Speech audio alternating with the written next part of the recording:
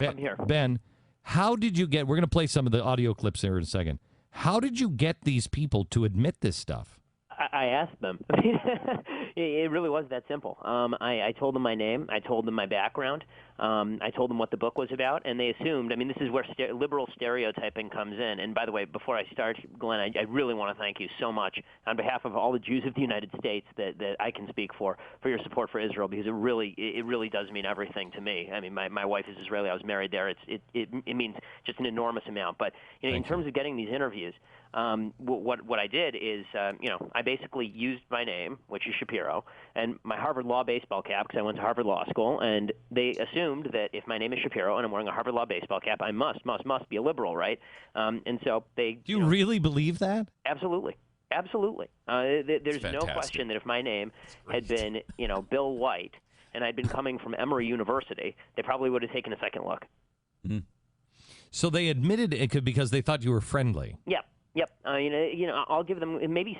You know what? I don't want to get inside their heads. Maybe some of them Googled me. I highly doubt it, just based on the fact that the ones that did Google me emailed me back and then say we don't want to do the interview. So, so they assumed that I was a liberal, and then they just spoke out loud into the tape recorder with permission. What did you say? What did you say the premise of the book was? What I said is that this is a book about the history of the television industry, profiling the biggest names in it. Right, appeal to ego, which is always really successful in Hollywood, and I said it's also going to examine the symbiotic relationship between social change in the United States and social change on television. Oh, absolutely. You're right. They went in and they were like, oh, this is going to be friendly. All right, exactly. Master's thesis for Harvard University, right? That's kind of what it sounds like. I mean, that is, of course, exactly what the book is, but they just assumed that I was on their side of the aisle, and they spoke loud and clear into the microphone with full permissioning. I mean, I'm a lawyer. Okay. I know what the law is in the state of California. Let me go here, and we're going to play a couple of cuts. And first one, tell us a little bit about it. We have David Shore, creator of House, explaining discrimination against conservatives. Here's the audio, and then you tell us about it. Yeah, that there's some sort of political blacklist in Hollywood where if you're a right winger, it's too hard to get. You can't get a job. What do you make of that? I think there is actually probably some limited truth to that. I think ultimately, again, and I don't want to be too cynical here, but if there's the fact is Mel Gibson's has to be considered to be on the right side of the political spectrum, and he has no trouble getting work. Right. I think if the audience wants to watch you, or the audience wants to watch your stuff, you will get work. But I do think there is an assumption within this town that everybody is on the left side of the spectrum, and the few people on the right side, I think people look at them somewhat aghast, and I'm sure it doesn't help them. What do you make of that? I mean, he's exactly right, especially in the second half there. In the first half, when he's talking about, well, Mel Gibson can get work, well, yeah, because Mel Gibson's a big star. I mean, the point of conservatives in Hollywood, there are a few of them, right? Joel Surnow, who makes 24, is conservative. Jerry Bruckheimer is conservative. Don Belisario, who does NCIS, is conservative.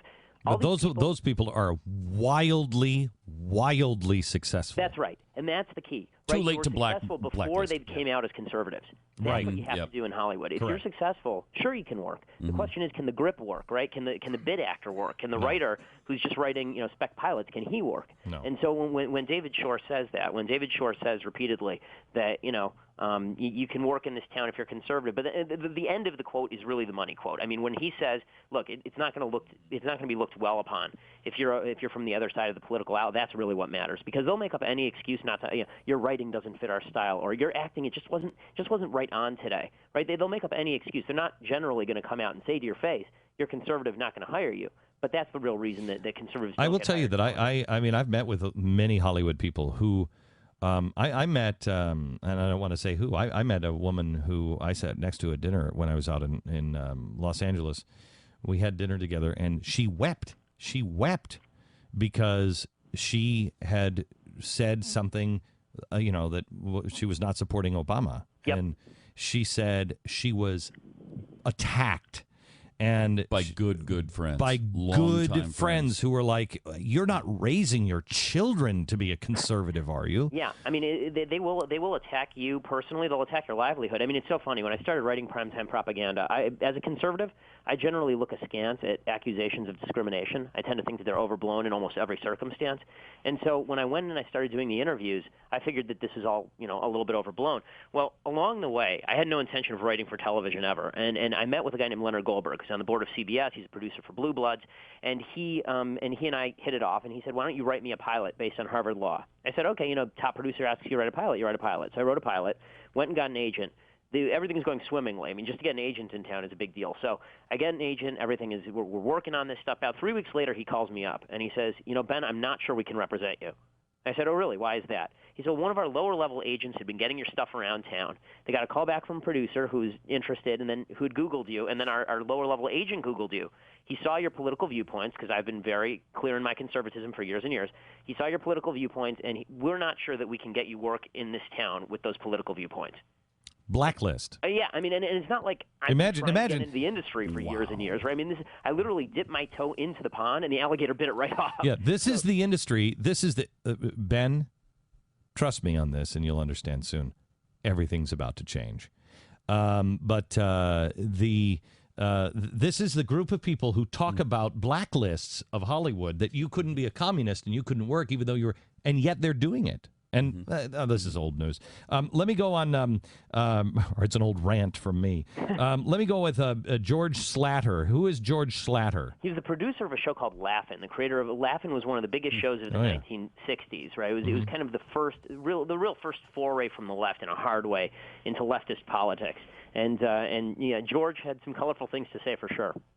Glen Beck, with these two bright blue contact lenses that give him these bright blue kind of deer in the headlight surprised look, and I find him really amusing. I don't with the bright blue. I don't have contact lenses. No, those are actual bright. Those are my eyes, George. Well, he wants your eyes removed there, Glenn. So I mean, yeah. That's amazing. He's impressed with your eyes, though. Yeah, you could tell that. There was some sort of attraction there. Yeah, I know. Is he? He's hitting on you a little bit. Is he a good-looking man? Or? All right, clip 3 here. Mark Cherry on. Do we have Mark Cherry? Mark Cherry on why he put gay neighbors in Desperate Housewives. One of the things I'm proudest about is the addition of the gay neighbors on Wisteria Lane, because they're a part of the neighborhood. No one seems to notice it. And I think that just having gay neighbors be a part of the street, and I don't really talk about their sexuality much. To me, that became its own political statement, which is, see, you can have gay neighbors and they can be perfectly fine and fit in with the rest of the folks, and it doesn't change anything. And you kind of hope that you're preparing the way, planting little seeds in the minds of people who sometime over the next few years are going to have gay neighbors buy a house on their street. Okay, hang on just a second. I don't have it necessarily. I mean, I don't like. Here's where my problem is on this one, is that they know they're planting the seeds. I don't care if they have gay neighbors on TV. I have gay friends, and I don't have a problem if gay neighbors are moving in. We should all be a society that's like, hey, the people are different than me, and they're living next door. I don't care what it is. They're different than me. They're good. We see people as people. It's judge people by the content of their character, not the color of their skin, et cetera, et cetera. But is the problem here really that they are clear, they know the power, and they always deny it? That's exactly right. It's the strategic point here, Glenn. I mean, this is really the strategic point. They know the power of the medium that they're using, and they know that they can use it to convince people of things that, they may not otherwise have been convinced of. In this case, maybe something, as innocuous of, you have gay neighbors, and that's wonderful. But I can tell you that, over a period of time, this is, for example, how gay marriage has gained so much support in this country. How many gay marriages have you seen on network television? Now, how many gay marriages have you actually seen in real life? Right? I mean, the number you've seen on network television, probably, unless you live in San Francisco or L.A. or maybe New York, it far outweighs the number that you see in real life. But it's made a mainstream phenomenon by the power of television. And the people in the TV industry know this, and they said it to me on tape in primetime propaganda, and that's why it's a big deal, because they're on the record now as saying, yes, we message our programming. For years they've lied about this. For years they've said, no, we're just appealing to the market. We're just appealing to general Americans here. It's absolute nonsense. They're appealing to the people they want to appeal to. They've stacked the industry. I mean, it is absolutely incredible. They appeal to a certain demographic that they've specifically picked out. This 18 to 49 demographic is supposed to be the demographic that really matters. If you think about it for half a second, it makes no sense. People who are 18 live in their parents' basements, they don't have any income, and they're generally losers.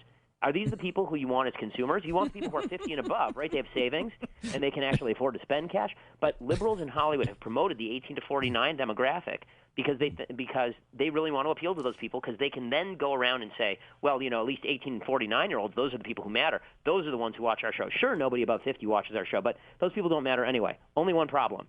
What's the number one earning network on television? CBS. Has anybody under the age of 50 ever seen a CBS show? No. I haven't. No. Ben, I think that the fact that this is happening probably isn't going to surprise a lot of us. It's the fact that they're admitting to it. And the most surprising thing that I've seen from your book so far, I think, to me, is that one of the Sesame Street founders, admitted he's using propaganda on our kids. Let's go back to that here in a second. Let me take a quick break, and then we're going to come back to Sesame Street with Ben Shapiro. The name of the book, and Ben, if I'm not mistaken, this is the first time this stuff has been admitted to in such mass quantities, right? Absolutely. The name of the book is Primetime Propaganda, the true Hollywood story of how the left took over your TV. This is an important story because you need to understand how propaganda is being used in our country, because everything from health care to the Constitution is up for grabs and is being used with propaganda. Not an Insider Extreme member yet? What are you waiting for? Sign up today at glenbeck.com/extreme.